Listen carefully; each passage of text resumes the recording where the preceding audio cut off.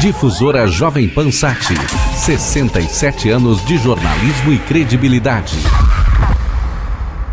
Quem é do futebol sabe que o trio de ferro, como é chamado, em São Paulo, é formado por São Paulo, Palmeiras e Corinthians. Não necessariamente nessa ordem, poderia ser Corinthians, São Paulo e Palmeiras, ou Palmeiras, São Paulo e Corinthians. Mas, antigamente o trio de ferro era outro, era formado pelo Palmeiras, pelo Corinthians e pelo Paulistano. O Paulistano parou de jogar futebol, mas ainda persiste até hoje uma rivalidade entre Corinthians e Palmeiras, uma rivalidade que vem lá dos anos 10.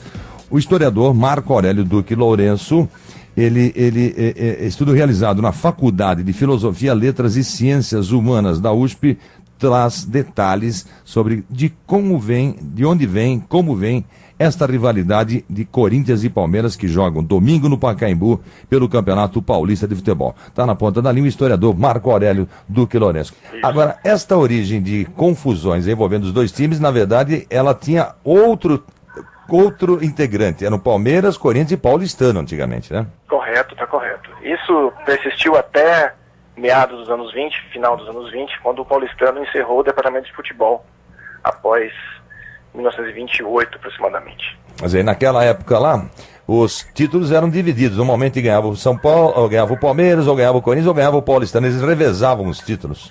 A partir da década de 20, os três figuraram entre as três primeiras colocações ano a ano, né? Ora o Corinthians, ora o Palestra, ora o Paulistano. Uhum. Agora, os jogadores ganhavam, recebiam naquela época para jogar por essa equipe ou por aquela equipe, tinham um salário pelo menos? Não, naquele tempo era chamado de amadorismo marrom, né? Na verdade, a Liga Paulista de Futebol proibia a remuneração de atletas. No entanto, o jeitinho brasileiro já era notado naquele tempo, né?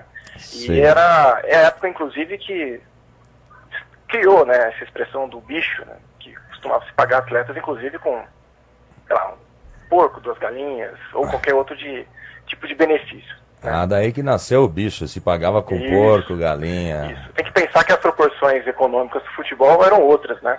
Sim, todo mundo trabalhava e jogava futebol, mas o primeiro era o emprego, né? Um outro emprego, né? Isso, exatamente. O futebol, e aí essa era uma grande discussão do paulistano, que exigia apenas que seus atletas fossem amadores, né?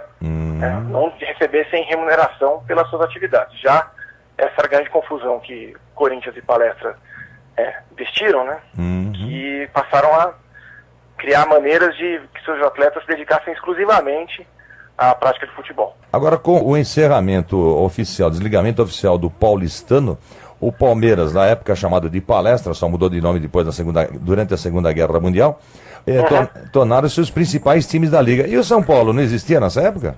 O São Paulo só vai existir formalmente, de fato, a partir dos anos 30, com a fusão do Paulistano, inclusive, e da Associação Atlética das Palmeiras, também extinta, né? Inclusive na fusão das cores, um era alvinegro e o outro era colorado, branco e vermelho, como as cores do Paulistano, eles acabaram dando origem ao Clube Tricolor. O nome Parque Antártica veio porque a Companhia Antártica Paulista era proprietária desse terreno onde hoje está sendo levantada a Arena TWWT, né?